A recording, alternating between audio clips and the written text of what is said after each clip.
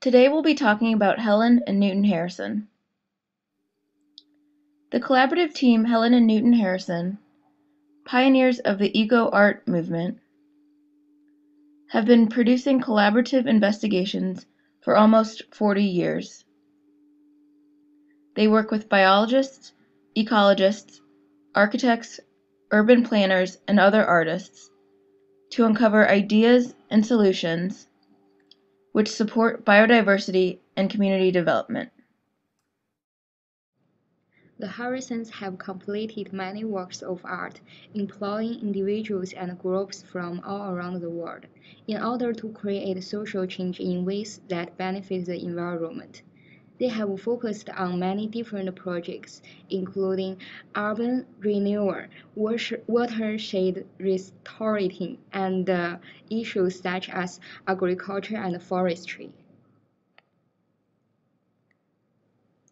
The Harrison collaborates with other artists all over the world to solve environmental problems. Their work itself is meant to create social change. They propose solutions while creating public discussion. They extensively map and document this proposal in an art context. They try to find solutions to problems in the natural environment by demonstrating their ecological projects in studios. They spread their ideas and try to change governmental policies. All the materials and media they use at their exhibit of real work and targeting real environmental problems. I'm done. The Harrisons' work reflects many different perspectives. They view artists as a range of additional disciplines, including historians, art activists, diplomats, ecologists, emissaries, and investigators. Thus, they collaborate with other community members to help find solutions to support biodiversity. They do not simply create art to hang on walls, they use art as a method of expressing their combined perspectives on how to create social change. One of the most important works was the Lagoon Cycle. This is a 350-foot-long portable mural that investigated the relationship between food production and watersheds. The Harrisons investigated estuaries along the perimeter of the Pacific Rim, as these lagoons are always in constant flux, yet still home to only specifically evolved organisms. The purpose of this work was to examine the relationship between humans and nature, and to ask the question, what are the conditions necessary for survival? The finding was that improvisation is necessary for survival. One must creatively adapt and use one's resources in order to survive. This project serves as a metaphor for the Harrisons' conservation and biodiversity efforts. The piece involves maps, pictures, and words that are to represent the importance of solving ecological issues in one's community.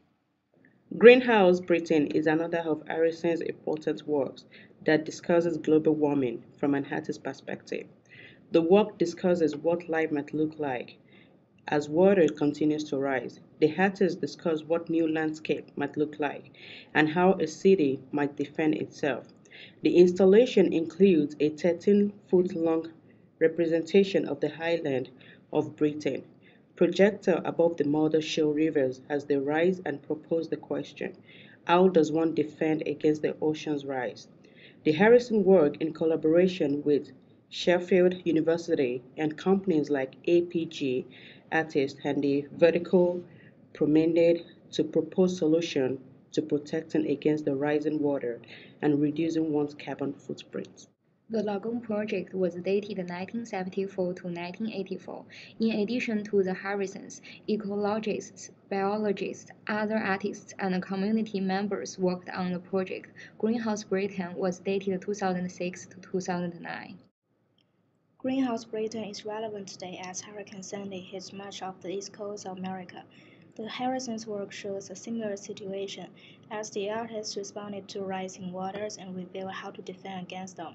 Their art literally has power to impact society and the well-being of communities. Critiques of the Harrisons' work and their shows have been very positive. Many claim that it is not the actual visual piece in the exhibition that is impressive, but the planning and work behind it.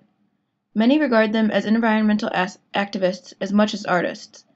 They reveal environmental problems in their artwork and show their solutions in their projects. They inspire their audiences and the communities around them to take action and help save the environment for future generations.